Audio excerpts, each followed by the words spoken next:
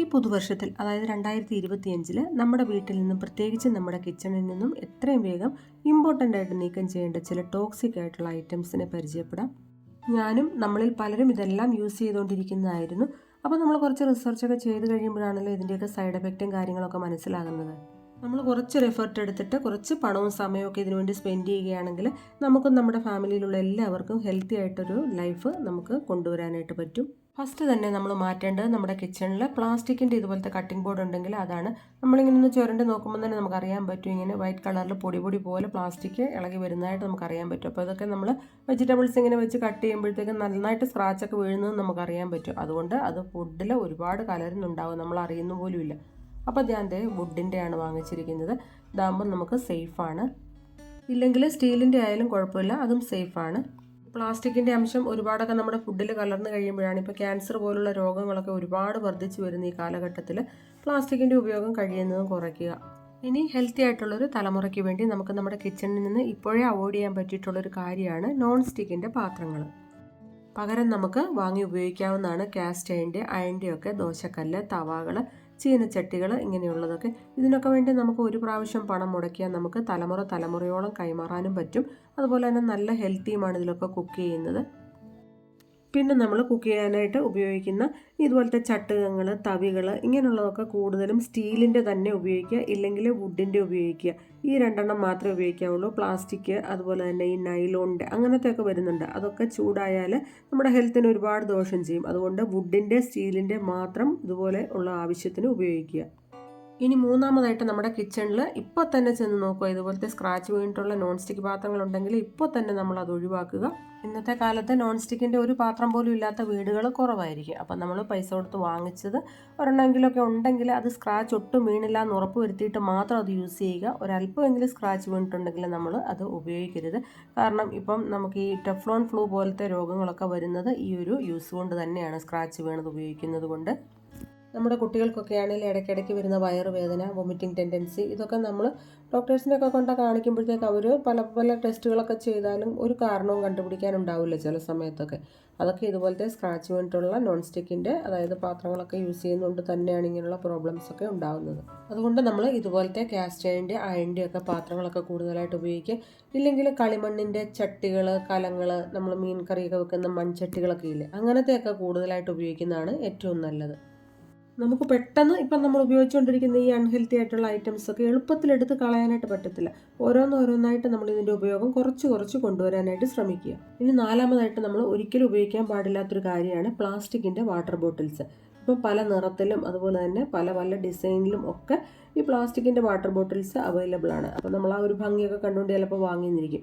നമ്മളോ നമ്മുടെ കുട്ടികളോ ഒന്നും ഒരിക്കലും ഈ പ്ലാസ്റ്റിക്കിൻ്റെ വാട്ടർ ബോട്ടിൽസ് ഉപയോഗിക്കാൻ പാടില്ല. അതിന് പകരം സ്റ്റീലിൻ്റെ കിട്ടുമല്ലോ, അതങ്ങ് വാങ്ങിയാൽ മതി. ഇതുപോലുള്ള പ്ലാസ്റ്റിക്കിൻ്റെ ബോട്ടിൽസിൽ നമ്മൾ ഇളം ചൂടുള്ള വെള്ളം പോലും ഒഴിച്ചു വെച്ചിട്ട് കുടിക്കരുത് എന്നാണ് പറയുന്നത്. അപ്പോൾ പിന്നെ നമ്മളത് അവോയ്ഡ് ചെയ്യുന്നത് തന്നെയല്ലേ നല്ലത്. ഇനി അഞ്ചാമതായിട്ട് നമ്മുടെ കുഞ്ഞുങ്ങൾക്കോ അല്ലെങ്കിൽ നമ്മൾ പുറത്തൊക്കെ ജോലിക്ക് പോകുന്നവരാണെങ്കിൽ ടിഫിൻ ബോക്സ് ആയിട്ട് കൊണ്ടുപോകുന്നത് പ്ലാസ്റ്റിക്കിൻ്റെ ഒരിക്കലും ആവരുത്. ഇതുപോലത്തെ സ്റ്റീലിൻ്റെ ഉള്ളിലുള്ളത് അല്ലെങ്കിൽ ഫുൾ സ്റ്റീലായിട്ടുള്ള ടിഫിൻ ബോക്സുകൾ യൂസ് ചെയ്യുക. ഇല്ലെങ്കിൽ ഗ്ലാസിൻ്റെ ടിഫിൻ ബോക്സ് അല്ലെങ്കിൽ ഗ്ലാസിൻ്റെ കണ്ടെയ്നർ വാങ്ങാൻ കിട്ടും, അതിൽ ഉപയോഗിക്കുക. പ്ലാസ്റ്റിക്കിൻ്റെ കണ്ടൻറ്റൊക്കെ നമ്മുടെ ഉള്ളിൽ ഒരുപാട് ഇങ്ങനെ ചെല്ലുന്നതുകൊണ്ടാണ് ഇപ്പോൾ ഒരുപാട് പേർക്ക് ഹോർമോണൽ ഇംബാലൻസ് പ്രോബ്ലം, അതുപോലെ തന്നെ ഇൻഫെർട്ടിലിറ്റിയുടെ ഒരുപാട് പ്രോബ്ലംസ് ഇപ്പോൾ സ്ത്രീകൾക്കും പുരുഷന്മാർക്കും ഒക്കെ ഉണ്ടാകുന്നുണ്ട്. അപ്പോൾ നമ്മൾ ചികിത്സിച്ച് വെറുതെ ഇങ്ങനെ നടക്കാതെ നമ്മൾ അതിലും മുന്നേ ആയിട്ട് ഇതുപോലെ കുറച്ച് പൈസയൊക്കെ റെഡിയാക്കി നമ്മൾ ഇങ്ങനത്തെ കാര്യങ്ങളൊക്കെ ഒന്ന് ചെയ്യുകയാണെങ്കിൽ അതല്ലേ നല്ലത്. ഇനി ആറാമതായിട്ട് അവോയ്ഡ് ചെയ്യേണ്ട കാര്യമാണ് നമുക്ക് ഇതുപോലത്തെ പ്ലാസ്റ്റിക്കിൻ്റെ സ്പൂൺസൊക്കെ ഇപ്പോൾ ഒരുപാട് വാങ്ങാനായിട്ട് കിട്ടും. ഇതും ഞാൻ മുമ്പേ പറഞ്ഞ പോലെ തന്നെ പല നിറത്തിലും അതുപോലെ തന്നെ പല ഷേപ്പിലും ഒക്കെ ഉള്ള ഇഷ്ടം പോലെ വാങ്ങാൻ കിട്ടും. ഇതൊക്കെ ചൂടാകുമ്പോൾ ഒട്ടും നല്ലതല്ല നമ്മുടെ ശരീരത്തിന്. അതുകൊണ്ട് തന്നെ നമ്മളിങ്ങനെ സ്റ്റീലിൻ്റെ സ്പൂൺ ആൻഡ് ഫോർക്കൊക്കെ യൂസ് ചെയ്യുക, അതാണ് ഏറ്റവും ബെറ്റർ. ഇനി ഏഴാമതായിട്ട് അവോയ്ഡ് ചെയ്യേണ്ട കാര്യം, നമ്മുടെ വീടുകളിൽ അലൂമിനിയത്തിൻ്റെ കുക്ക് വെയർസൊക്കെ ഇഷ്ടംപോലെ കാണുമല്ലോ. അലൂമിനിയത്തിൻ്റെ ഇതുപോലത്തെ കലങ്ങൾ, പാത്രങ്ങൾ, കടായികൾ, അങ്ങനെയുള്ളതൊക്കെ നമ്മൾ കഴിയുന്ന ഒഴിവാക്കുക. കഴിയുന്നതല്ല, ഇന്ന് മുതൽ ഇത് ഓരോന്നായിട്ട് നമ്മൾ ഒഴിവാക്കുക. പകരം സ്റ്റീൽ യൂസ് ചെയ്യുക. അതായത് കുക്ക് ചെയ്യാനും വെള്ളമൊക്കെ ഇങ്ങനെ എടുത്ത് വെക്കാനും ഒക്കെ സ്റ്റീലിൻ്റെ ഉപയോഗിക്കുക. അതുപോലെ തന്നെ അലൂമിനിയം ഫോയിലിൻ്റെ ഉപയോഗമൊക്കെ കഴിയുന്നതും കുറയ്ക്കുക. അലൂമിനിയം കണ്ടൻറ്റ് കൂടുതലായിട്ട് നമ്മുടെ ശരീരത്തിൽ ചെല്ലുമ്പോഴാണ് ഈ ന്യൂറോളജിക്കൽ പ്രോബ്ലം ഒക്കെ ഇപ്പോൾ ഇഷ്ടം പോലെ ഉണ്ടാകുന്നതിന് കാരണം അത് തന്നെയാണ്. ഇനി എട്ടാമതായിട്ട് ഇതുപോലത്തെ പ്ലാസ്റ്റിക് കപ്പുകളൊക്കെ നമ്മുടെ വീട്ടിലുണ്ടെങ്കിൽ ഇന്ന് മുതൽ അത് ഉപയോഗിക്കാതിരിക്കുക. ഒരിക്കലും പാനീയങ്ങൾ ചൂടുള്ളത് ഈ പ്ലാസ്റ്റിക്കിൻ്റെ കപ്പിലൊന്നും നമ്മൾ കുടിക്കാതിരിക്കുന്നതാണ് നല്ലത്. നമ്മളോ നമ്മുടെ കുഞ്ഞുങ്ങളോ ആരും തന്നെ അത് ഉപയോഗിക്കരുത്. പകരം നമുക്ക് ഗ്ലാസിൻ്റെ ഇതുപോലത്തെ കപ്പുകളൊക്കെ ഒരുപാട് വാങ്ങാനായിട്ട് കിട്ടും. അപ്പോൾ അത് വാങ്ങിച്ച് ഉപയോഗിക്കുക. പിന്നെ ഇതുപോലത്തെ ഗ്ലാസിൻ്റെ കപ്പുകളൊക്കെ വാങ്ങുമ്പോഴത്തേക്കും പ്ലെയിൻ ആയിട്ടുള്ളത് വാങ്ങി ഉപയോഗിക്കാനായിട്ട് ശ്രമിക്കുക. ഡിസൈൻ ഉള്ളതോ അല്ലെങ്കിൽ ചെറിയ പെയിൻറ്റിങ് പ്രിൻ്റൊക്കെ ഉള്ളത് ഒരിക്കലും ഉപയോഗിക്കരുത്. അങ്ങനെ പെയിൻറ്റിങ് പ്രിൻ്റൊക്കെ ഉള്ളതിൽ കാഡ്മിയം, ലെഡ് ഇങ്ങനെയുള്ള മാരകമായിട്ടുള്ള കെമിക്കൽസ് അടങ്ങിയിട്ടുള്ളതാണ്. അത് ചൂടാകുമ്പോഴത്തേക്ക് അത് നമ്മുടെ ഹെൽത്തിന് ഒട്ടും നല്ലതല്ല. പിന്നെ നമുക്കിതുപോലത്തെ സെറാമിക്കിൻ്റെ കപ്പുകൾ യൂസ് ചെയ്യാം, ഇല്ലെങ്കിൽ ക്ലേയുടെ അതുപോലത്തെ, അതായത് ഇതുപോലത്തെ കളിമണ്ണിൻ്റെയും യൂസ് ചെയ്യാം. ഇതുപോലുള്ള ഹെൽത്തി ആയിട്ടുള്ള ജീവിതശൈലിയൊക്കെ നമ്മുടെ കുഞ്ഞുങ്ങൾക്കൊക്കെ കാണിച്ചു കൊടുക്കുകയാണെങ്കിൽ അവരും ഭാവിയിൽ ഇതുപോലെയൊക്കെ വാങ്ങിയൊക്കെ ഉപയോഗിക്കുകയൊക്കെ ചെയ്തോളൂ. ഇനി ഒൻപതാമതായിട്ട് നമ്മൾ ഏത് ഫുഡ് ഐറ്റംസ് സ്റ്റോർ ചെയ്താലും കഴിയുന്നതും ഗ്ലാസ് ബോട്ടിലുകളിൽ സ്റ്റോർ ചെയ്യാനായിട്ട് ശ്രമിക്കുക. ഫ്രിഡ്ജിലാണേലും ഗ്ലാസിൻ്റെ ചെറിയ ചെറിയ കണ്ടെയ്നറൊക്കെ വാങ്ങാൻ കിട്ടും. നമ്മൾ കുറച്ച് പൈസയൊന്ന് റെഡിയാക്കിയിട്ട് അതൊക്കെ ഒന്ന് വാങ്ങി വെക്കുകയാണെങ്കിൽ നമുക്ക് തന്നെയാണ് അത് ഹെൽത്തിന് വളരെയധികം നല്ലത്. പ്ലാസ്റ്റിക്കിലൊന്നും ഒരിക്കലും ഉപയോഗിക്കരുത്. ഇതുപോലത്തെ ഗ്ലാസ് ബോട്ടിൽസൊക്കെ നമുക്ക് 4, 5, 6 ഒക്കെ ആയിട്ട് വാങ്ങാനായിട്ട് കിട്ടും. ഒന്നിച്ച് വാങ്ങണ്ട, കുറച്ച് പൈസയായിട്ട് നമ്മൾ ഓരോരോ പാർട്ടായിട്ട് നമ്മൾ വാങ്ങി ഉപയോഗിച്ചാൽ മതി. സൂക്ഷിച്ച് കൈകാര്യം ചെയ്യണമെന്ന് മാത്രം. ഇനി 10ആമതായിട്ട് നമ്മൾ അവോയ്ഡ് ചെയ്യേണ്ടത് ഇതുപോലത്തെ സ്റ്റീലിൻ്റെ സ്ക്രബ്ബറുകളാണ്.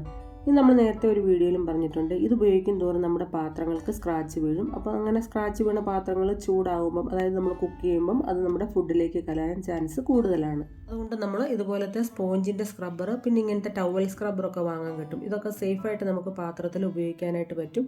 പിന്നെ ഇത് നമുക്ക് ക്ലീൻ ആക്കിയിട്ട് ഡ്രൈ ആക്കി എടുക്കാനും വളരെ എളുപ്പമാണ്. ഇനി 11ആമതായിട്ട് നമ്മുടെ കിച്ചണിൽ നിന്ന് നമ്മൾ അവോയ്ഡ് ചെയ്യേണ്ട ഒരു ഇമ്പോർട്ടൻ്റ് ആയിട്ടുള്ളൊരു തിങ്ങാണ് നമ്മൾ ഈ ഫുഡ് കളറുകളും എസൻസുകളും ഒക്കെ യൂസ് ചെയ്യത്തില്ലേ, അതൊക്കെ നമ്മൾ കഴിയുന്നതും അവോയ്ഡ് ചെയ്യുക. ഇതിപ്പം നമ്മുടെ കയ്യിലുണ്ടായിരുന്ന പഴയതൊക്കെ ഞാനിപ്പോൾ ഈ ഒരു വർഷം തീരുമ്പം നമ്മളിതെല്ലാം എടുത്തൊന്ന് ഡീക്ലട്ടർ ചെയ്യുകയാണ് കേട്ടോ. നമ്മൾ കഴിയുന്നതും ഈ പുതുവർഷത്തിൽ ഇനി മുതൽ ഇങ്ങനെയുള്ള ഈ കളർ ചേർത്തിട്ടുള്ളതൊക്കെ കഴിയുന്നതും ഉപയോഗം കുറയ്ക്കാനായിട്ട് നമ്മൾ മനസ്സുകൊണ്ടൊരു തയ്യാറെടുക്കുക. നമ്മുടെ കുഞ്ഞുങ്ങൾക്കും നമുക്കൊക്കെ ഹെൽത്തിന് വളരെയധികം അതാണ് നല്ലത്. ഇതൊക്കെ കണ്ടില്ലേ, ഇത് നമ്മുടെ ഈ കസ്കസ്, പിന്നെ കറുത്ത എള്ള്, വെളുത്ത എള്ള്, ഇതൊക്കെയാണ് കേട്ടോ. ഇതൊക്കെ ഇവിടെ തന്നെ ഇരിക്കട്ടെ, ഇതിലൊന്നും കുഴപ്പമില്ലല്ലോ. പിന്നെ നമ്മൾ ഈ ഫുഡ് കളറുകളാണ് ഏറ്റവും അധികം നമ്മൾ അവോയ്ഡ് ചെയ്യേണ്ടത്. ഈ കേക്കുകൾക്കകത്തൊക്കെ ഒരുപാട് ഫുഡ് കളർ ചേർത്തിട്ടുണ്ട്. പിന്നെ ബർഫി, അതുപോലെ തന്നെ പലതരത്തിലുള്ള കളറിലൊക്കെ ഇരിക്കുന്ന കുക്കീസൊക്കെ ഇല്ലേ, അതിനകത്തൊക്കെ ഒരുപാട് ഫുഡ് കളർ ചേർന്നതാണ്. അതൊന്നും നമ്മൾ കഴിയുന്നത് ഇനി വാങ്ങാതിരിക്കുക. ഇനി 12ആമതായിട്ട് നമ്മുടെ കിച്ചണിൽ നിന്ന് നമ്മൾ അവോയ്ഡ് ചെയ്യേണ്ട ഒരു കാര്യമാണ് റിഫൈൻഡ് ഓയിലുകൾ. അതായത് sunflower oil, rice bran oil, പിന്നെ നമുക്ക് വാങ്ങാൻ കിട്ടും സോയാബീൻ ഓയിൽ, ഇങ്ങനെയുള്ളതെല്ലാം നമുക്ക് റിഫൈൻഡ് ഓയിലാണ്. ഇത് നമ്മുടെ ഹാർട്ടിന് ഏറ്റവും അധികം പ്രോബ്ലം ഉണ്ടാക്കുന്നതാണ്. നമുക്ക് ഹെൽത്തിന് ഏറ്റവും നല്ലത് കോൾഡ് പ്രസ്ഡ് ഓയിലാണ്. അതായത് കോക്കനട്ട് ഓയിലാണെങ്കിലും നമ്മളിങ്ങനെ ചക്കിലാട്ടിയ വെളിച്ചെണ്ണ എന്ന് പറഞ്ഞ് കിട്ടും, അത് മാത്രമേ വാങ്ങാവുള്ളൂ. അല്ലാതെ എക്സ്പെല്ലറിലിട്ട് റെഡിയാക്കുന്നത് വാങ്ങരുത് കേട്ടോ. ചക്കിലാട്ടിയ വെളിച്ചെണ്ണ നമ്മൾ ഡയറക്റ്റ് കണ്ട് വാങ്ങുക, അങ്ങനെയാണ് ഞാനിപ്പോൾ വാങ്ങാറുള്ളത്. അതുപോലെ തന്നെ നമുക്ക് കോൾഡ് പ്രസ്ഡ് ഓയിലിന് കുറച്ച് വില കൂടുതലാണ്, എന്നാലും നമ്മുടെ ഹെൽത്തിന് അതാണ് നല്ലത്. കോൾഡ് പ്രസ്ഡ് ഓയിൽ എന്ന് പറഞ്ഞാൽ അത് ഹീറ്റ് ആക്കുന്നതല്ല, അതുപോലെ തന്നെ അതിൽ യാതൊരു പ്രിസർവേറ്റീവ്സും ഇല്ല എന്നുള്ളതാണ്. 13ആമതായിട്ട് നമ്മൾ ഒരിക്കലും വാങ്ങാൻ പാടില്ലാത്തൊരു ഐറ്റമാണ് ഇതുപോലത്തെ ക്യാനിൽ വരുന്ന ഫുഡുകൾ, ഡ്രിങ്ക്സുകൾ. ഇതിൽ എപ്പോക്സി കോട്ടിംഗ് ചെയ്തിട്ടുള്ളതാണ്. ഇത് ടിന്നായാലും മെറ്റലായാലും ഒക്കെ ഇതിൽ ആ ഒരു കോട്ടിംഗ് വരുന്നത് കൊണ്ട് ഇതിൽ വരുന്ന ഫുഡ് ഐറ്റംസ് നമുക്ക് അലർജി സിംറ്റംസ് ഉണ്ടാക്കും. അതുപോലെ തന്നെ നമ്മുടെ ഹാർട്ടിനും ലങ്സിനും ഒക്കെ പ്രോബ്ലം വരുത്തും. കുട്ടികൾക്കൊക്കെ ഇങ്ങനെയുള്ളതൊക്കെ കഴിക്കാനും കുടിക്കാനും ഒക്കെ ഇഷ്ടമായിരിക്കും, പക്ഷേ നമ്മൾ മാതാപിതാക്കൾ അത് ശ്രദ്ധിക്കുക.